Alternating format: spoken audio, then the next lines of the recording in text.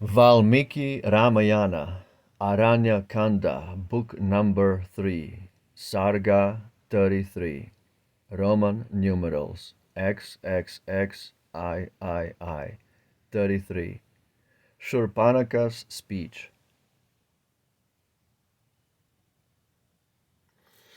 Burning with anger in the ring of counselors who girt their king, to Ravan, ravener of men, with bitter words she thus began. Wilt thou, absorbed in pleasure, still pursue unchecked thy selfish will, nor turn thy heedless eyes to see the coming fate which threatens thee? The king who days and hours employs in base pursuit of vulgar joys must in his people's sight be vile as fire that smokes on funeral pile.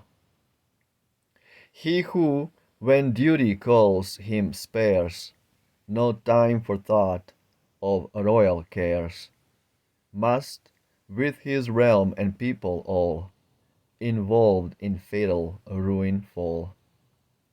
As elephants in terror shrink from the false river's mighty brink, thus subjects from a monarch flee, whose face their eyes may seldom see, who spends the hours for toil ordained in evil courses unrestrained. He who neglects to guard and hold his kingdom by himself controlled, sinks nameless like a hill whose head is buried in the ocean's bed. Thy foes are calm and strong and wise, fiends, gods, and warriors of the skies. How heedless, wicked, weak, and vain, wilt thou thy kingly state maintain?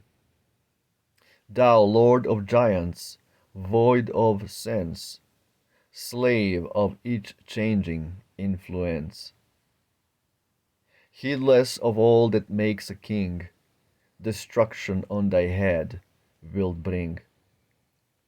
O conquering chief, the prince who boasts of treasury and rule and hosts, by others led, though lord of all, is meaner than the lowest thrall. For these are monarchs said to be long-sighted, having power to see things far away by faithful eyes of messengers and loyal spies. But aid from such thou wilt not seek, thy counselors are blind and weak. For thou from the for or thou from these hadst surely known thy legions and thy realm o'erthrown. No twice 7,000, fierce in might, are slain by Rama in the fight, and they, the giant host who led, Kara and Dushan, both are dead. No, Rama, with his conquering arm, has freed the saints from dread of harm, has smitten Janastan and made asylum safe in Dandak's shade. Enslaved and dull of blinded sight, intoxicate with vain delight, thou closest still thy heedless eyes to dangers in thy realm that rise. A king besotted, mean, unkind, of niggard hand and slavish mind, will find no faithful followers heed their master in his hour of need. The friends, the friend on whom he most relies, in danger from a monarch flies. Imperious in his high estate, conceited, proud, and passionate, who ne'er to state affairs attends, with wholesome fear when woe impends. Most weak and worthless as the grass, soon from his sway the realm will pass. For rotting wood a use is found, for clods and dust that strew the ground. But when a king has lost his sway, useless he falls and sinks for aye, as raiment by another worn, as faded garland crushed and torn. So is unthroned the proudest king, though mighty once, a useless thing. But he who every sense subdues, and each event observant views, rewards the good and keeps from wrong, shall reign secure and flourish long. Though lulled in sleep his senses lie, he watches with a ruler's eye, untouched by favor, ire, and hate, and him the people celebrate. All weak of mind without a trace of virtues that a king should grace, who has not learned from watchful spy that low in death the giants lie, scorner of others, but enchained by every base desire.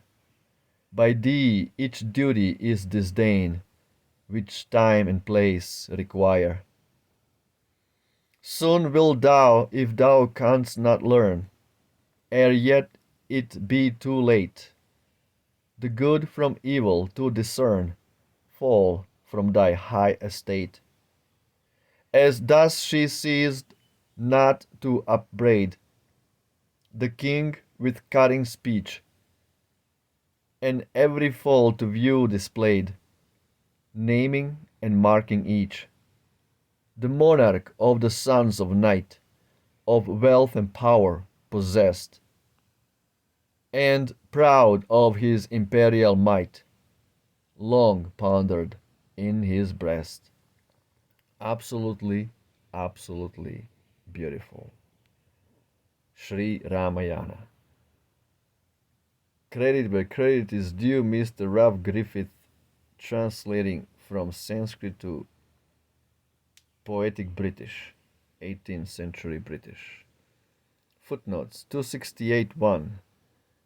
Pulastya is considered as the ancestor of the Rakshasas or giants, as he is the father of Vishravas, the father of Ravan and his brethren. Wow. So much information we find in this chapter. So there is an obsolete British word, ravener. Raven, black. This word is originally coming from Ravan.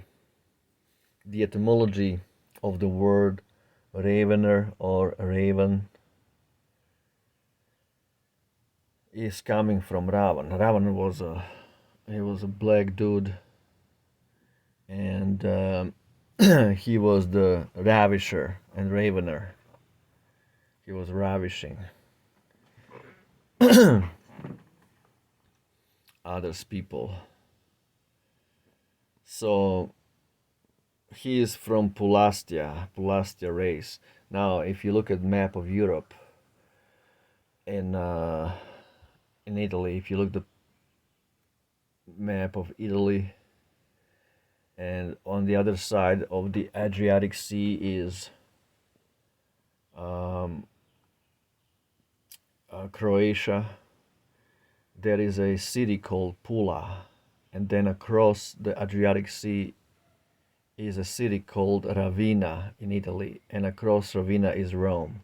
So we have Pula, Ravenna, and Rome. So these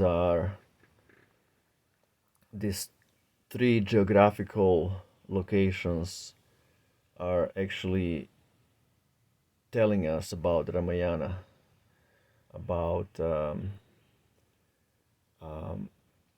the eternal pastimes of God.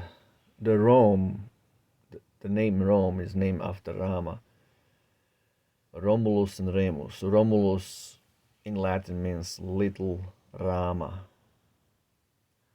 And these are all names in memory of Rama.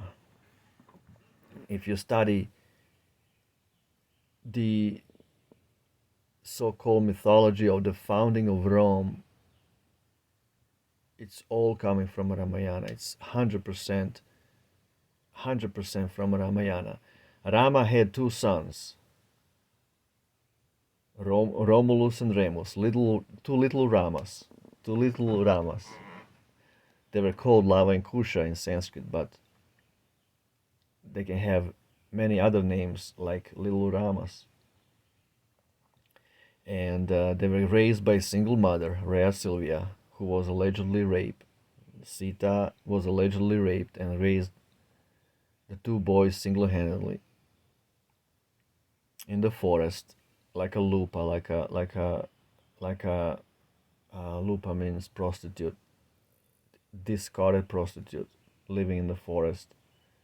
That's Rhea Sylvia, or goddess Sita, Queen Sita, Rhea Sylvia, the goddess of the forest. This is all taken from Ramayana, all of it, and no credit given. The demons, they don't want people to know the history of the true history of the human race. And that's Ramayana 1.5 million years ago, and that's Mahabharata, Krishnayana 5,000 years ago.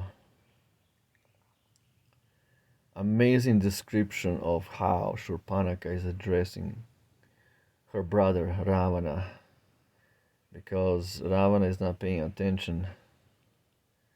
She is trying to incite him to fight Rama, to do something bad. So she's getting ready to tell him he needs to